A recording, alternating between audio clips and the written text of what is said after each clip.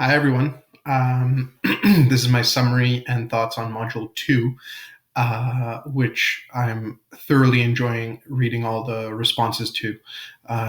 You're all doing a fantastic job in thinking through the readings and applying them all to personal experience and sharing those personal experiences with others. So I really appreciate that. Great work so far. I'm going to tackle both questions at once because I think that they kind of have a lot of similarities. In the second question that you attempted while you were doing the math, a lot of people commented on Conrad Wolfram on his TED Talk, and I think that it's a great time to pull in what he's saying and the idea of what do we need students to compute and what do we need them to actually think about. So that's a great point. But I do want to point out that there's a lot of different ways aside from technology to get students to use those 21st century competencies like creativity and collaboration. I'll give you an example. For example, factoring in grade 10. I could have a lot of students. I could have students just do a lot of factoring questions for the sake of factoring, but me and my class spend a whole period, so 75 minutes, looking at algebra tiles and how how my students can develop the pattern of factoring, and then I hope by the end that they can extend that pattern to factor other things. But for me, the important thing is that they've gone through that investigative process. It's not that they can factor. That they can factor is a side effect of what we're doing. But the meat of what we're going through is the fact that we're putting inquiry into effect, and they're trying something and they're playing with things and they're trying to come up with some correlations, and then we're testing to see if they work. So that's just one simple example. That's a low-tech way to get students to practice those 21st century competencies. Now on to some of the comments that people made and some of the questions that they posed. Amanda said something about the curriculum needing updating, and that's absolutely true. I couldn't agree more. But I do want to say that there's lots of different ways to be creative within our current curriculum. So I'm not disagreeing with Amanda by any means, but I am saying that we're not at a loss right now in the curriculum.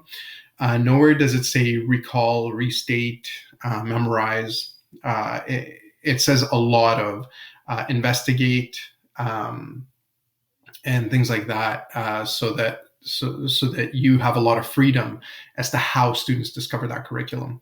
Which leads me to Jamie's problem of the associate teacher who said that there's not enough time to cover, to spend lots of time on this, and you only have one day for this and one day for that.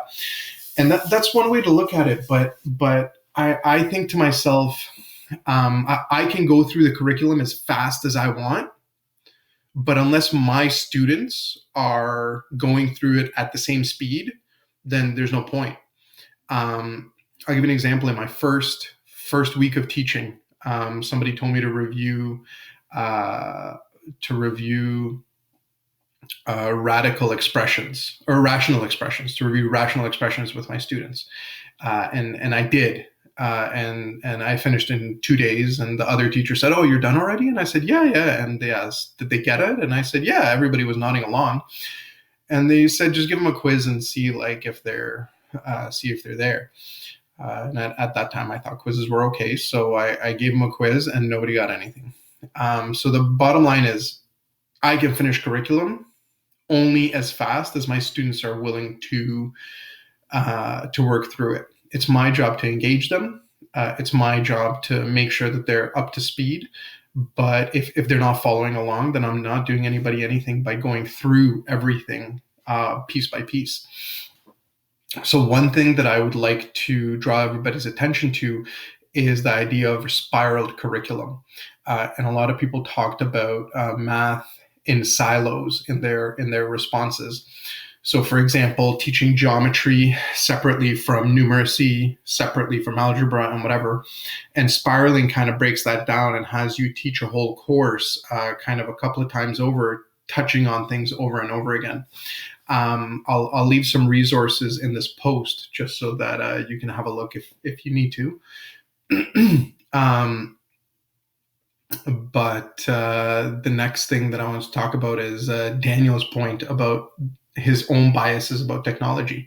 And I had the same thing when I was a student. And even when I started teaching, I thought that technology was a hindrance to math education. I thought that it was distracting. And now I'm the Peel Board's poster child for technology and math education. I love it. I think that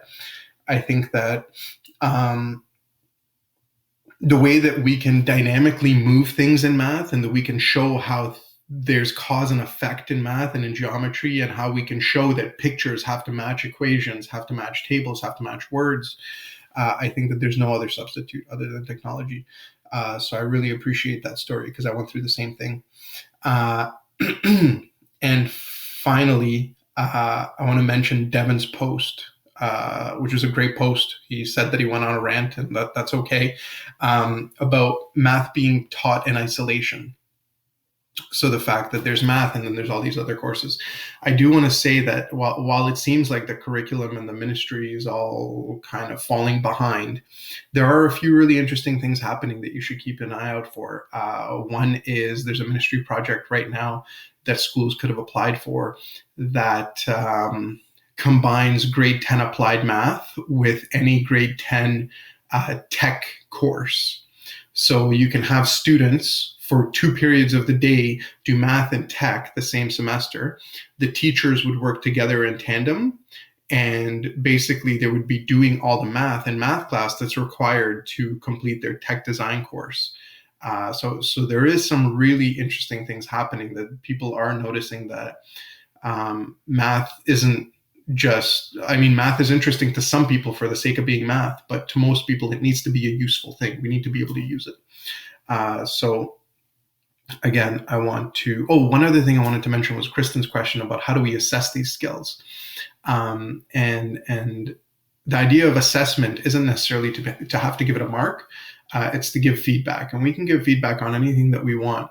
And those skills are in the curriculum. They're just in the front matter. They're not in the specific expectations.